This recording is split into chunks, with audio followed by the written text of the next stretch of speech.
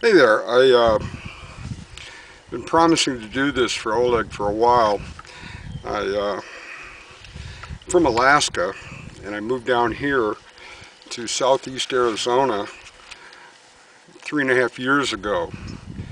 And wandering around in the desert here with my metal detector and poking around the old Indian sites and mines and homesteads that are out here, I came across a niche for a gun that would have never occurred to me in Alaska. In Alaska, you carry a pump shotgun from Kodiak uh, or a Marlin guide gun. So down here is a whole different set of parameters. Uh, Behind me here, that's the Chiricahua Mountains, all designated wilderness, roadless. Behind the camera is the Peloncillo Mountains. We're right on the New Mexico border. And that too, all designated wilderness area, completely roadless. 27 miles south is the Mexican border. So I bought this ranch away from everybody because I'm just that kind of guy. And I find myself right in the middle of a drug trafficking corridor. So I don't want to overstate the dangers. Anybody that lives in an urban area in this country probably has more danger than I do. But you know, people are pouring through all the time.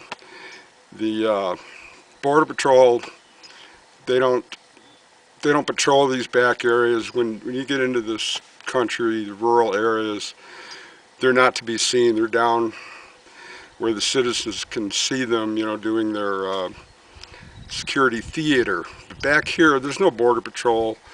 There's nothing. So the illegal immigrants, they'll come to my house, they'll ask for water, they'll ask for help. And you know, you do what you have to do. You give them water, you give them help. I'm not an open borders guy, but you know, if somebody comes out of the desert, you give them water. Most of the time, they ask me to call the Border Patrol to pick them up, and I do. There are people that have given up. They're injured.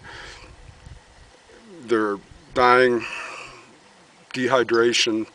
They just want to surrender. So fine. The drug traffickers are a different matter.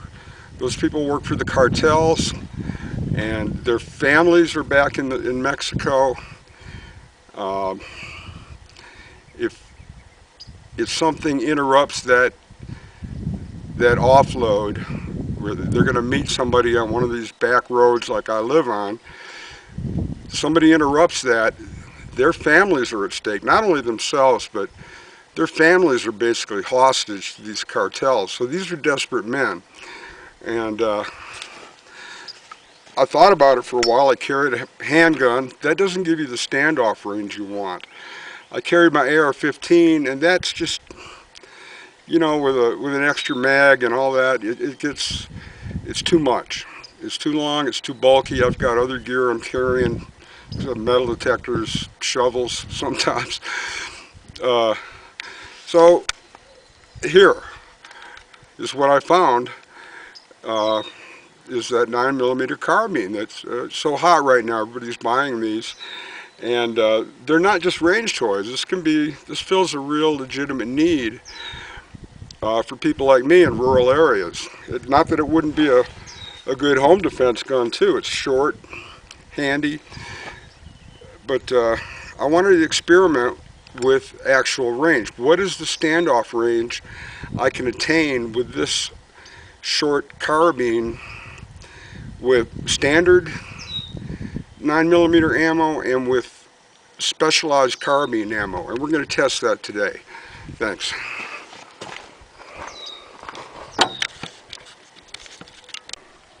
Okay, let's look at the gun first. This is a Wilkinson Arms Linda carbine. These are being made with new old stock parts from the early 90s. They're well machined. It's a well-made firearm. This is really old school. If we get a closer look here, it is actually an Uzi Action, which is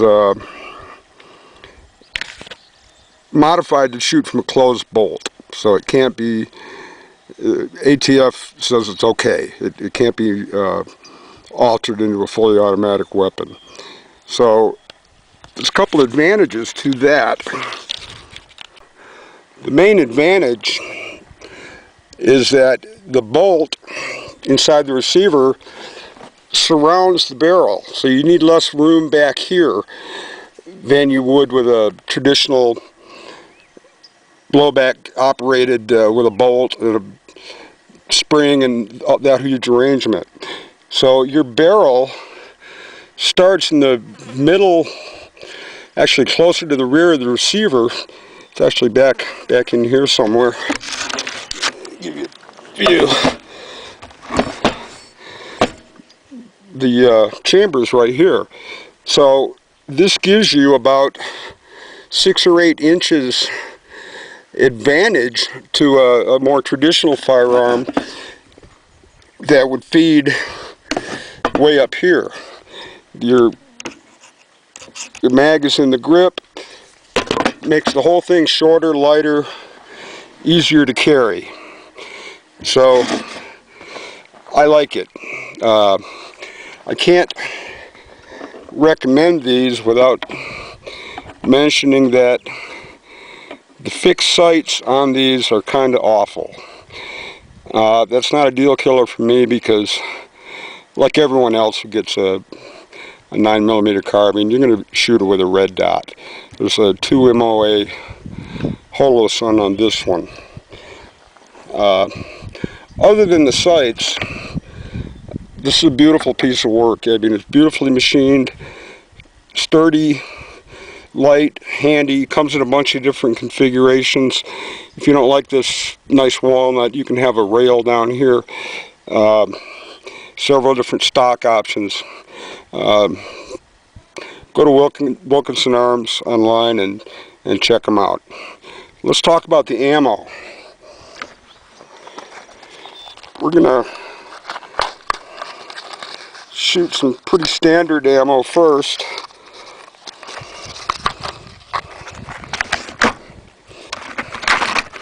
Fiocchi, standard velocity, 115 grain. These are the Extremo line. They've changed the box in the last few months.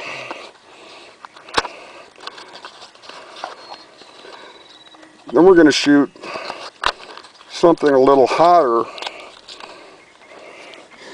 Black Hills, 115 grain plus P ammunition. The last and best ammo we're going to test is this Maker Overwatch. It's using a slow powder, a CNC machined all copper bullet, 75 grains, designed, like a Spitzer bullet. So it's going to leave our barrel at about 2,000 feet per second. And we'll see how that does at longer ranges. I'm hoping for really good things from this. It's at close ranges, it'll open up just like any traditional hollow point at, say, under 100 yards. When it gets below 1,700, 1,750 feet per second, it's a full metal jacket, which is okay by me. Because if they made a big open hollow point like these, it's just not going to travel as far. And I want range. I want standoff distance, and hoping this bullet will give it to me. So let's see how they all do. Well, as you can see, this Fiocchi is all in the black. It's a 2.5 inch group, about 4 inches high, which is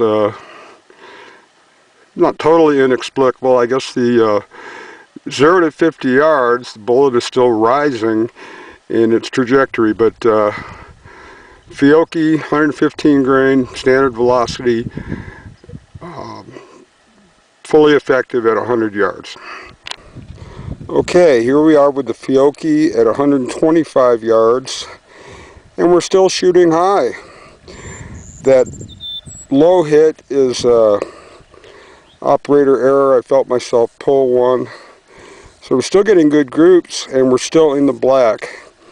I don't know if I mentioned it earlier, but because we're shooting pistol rounds and we're going to keep walking out to longer distances, I'm going to call it effective if it's in the black, period. It's not a rifle, so we're going to hold it to a fairly low standard. Can you hit a man in the chest? At 125 yards with Fiocchi, you can. Okay, the Fiocchi standard velocity at 150 yards, we're starting to see fail. It has now dropped off the black completely, so we're going to call Fiocchi's maximum effective range 125 yards. It's 2 days later. We had a line of thunderstorms come through here and just wash everything away. I put up new boards. We're ready to go again. But lesson learned, when I zeroed this, first at 25 yards and then at 50 yards, it was a mistake. I'm still thinking of this as a 9mm handgun, and it's not. You're getting, there's an interesting website called Ballistics by the Inch that gives you velocities of 9mm and a variety of other handgun calibers at various ranges.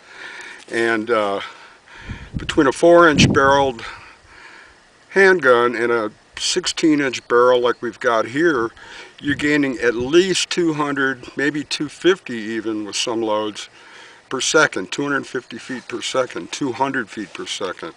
So it's screaming out of there at plus P plus velocities, even that standard velocity Fiocchi. So lesson learned is zero your carbine at 100 yards and you won't get those high groups. So what I did today was I lowered the red dot sight to MOA. So it should, we're going to be shooting a different ammo, but it should be maybe 2 inches high, which is kind of old school deer hunting stuff from when I was a kid. 2 inches high at 100, you're right on at 200. Of course, that's not going to work. This 9mm seems to mimic your standard 45-70 loads, and I've shot a lot of 45-70. And so a couple inches high at 100 should put us right on the money at 125 with standard velocity. We'll see what some of these hotter loads give us. And then 150 yards, you're starting to get beyond the pale. So here we go. We're going to shoot again. We're going to start with the Black Hills plus P ammo and see what we can get.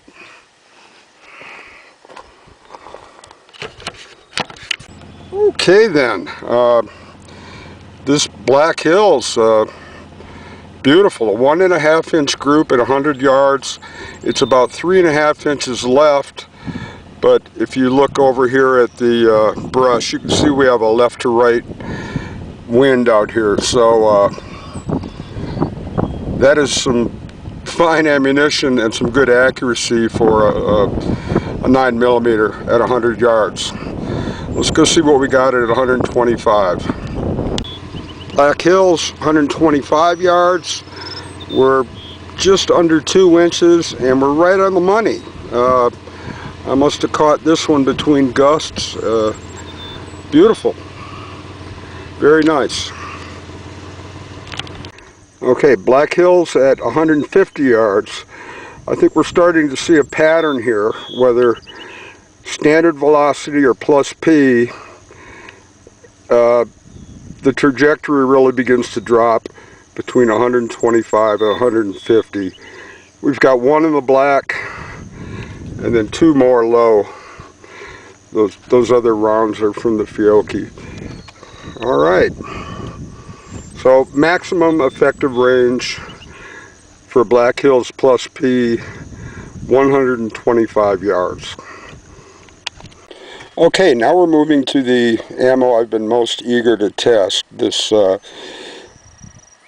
Defense Carbine by Maker Ammo. Check them out. They have a variety of loaded ammo and slugs, just about everything you can think of.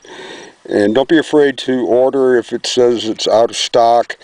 They're small and nimble. If you order 5 boxes, there's only 3 in stock. They'll make a couple extra boxes for you right then within a few days, and you'll get your stuff pretty quick. But this is using a very slow pistol powder to take advantage of this entire 16 inches of barrel. And standard pressure, no danger. And, I suspect if you shot this out of a handgun, you'd get a big ball of fire and pretty modest velocities. This is specialized carbine ammo. So here we go. Let's try it out. Well, this is the Maker at 100 yards, and it is not as accurate as I'd hoped. Certainly passes the test. It's all in the black. We do have some swirling breezes coming in, sometimes from the left, sometimes behind me, but let's see what the other boards say. And you can see at 125 yards, the elevation is perfect, but again, it's off to the right. And so I'm going to have to blame that on this light bullet being affected by this light wind more than the 115 grain bullets. If it was quality control, you just see a dispersed group, but you're seeing them move to the right. I don't even know where the third one went, perhaps off the board entirely. But maybe I'll have to shoot this again on a very calm day. But everything's moving off to the right here. Okay, 150 yards, and we're seeing a kind of a repeat here. 2 bullets at, good elevation, right on the money, and then the third one that's off the board completely. So we've only got about maybe a 5 or 7 knot breeze coming in. It's kind of on and off. You can see it, but obviously this 75 grain kind of short, fat bullet doesn't like the wind, and we'd have to shoot it on a really calm day to see how it really does. The elevation is impressive. It's staying right on the money, and I suspect we could go out, as others have done, to 175 yards with this load. But today's not the day to test it. I'm not gonna, in fact, I think I will use this very bullet and just allow, if I'm out there in a wind, I'm just gonna have to allow for it, but because it just carries out there so much better. But it obviously is affected by the wind. So there we go. Maker carbine ammo. Still correct elevation at 150 yards. Okay, we'll have to do a part 2 on a day with lower winds. This is a mild wind that wouldn't normally affect a rifle bullet at these ranges, but we're not shooting rifle bullets. And we saw both with the Black Hills and then the Maker blowing it right. With more effect on the Maker ammo. It's a lighter bullet, and but I was impressed that it held the elevation. So we'll do a part 2 on a calmer day, even though this is fairly calm, and see what we can do. And thanks for watching.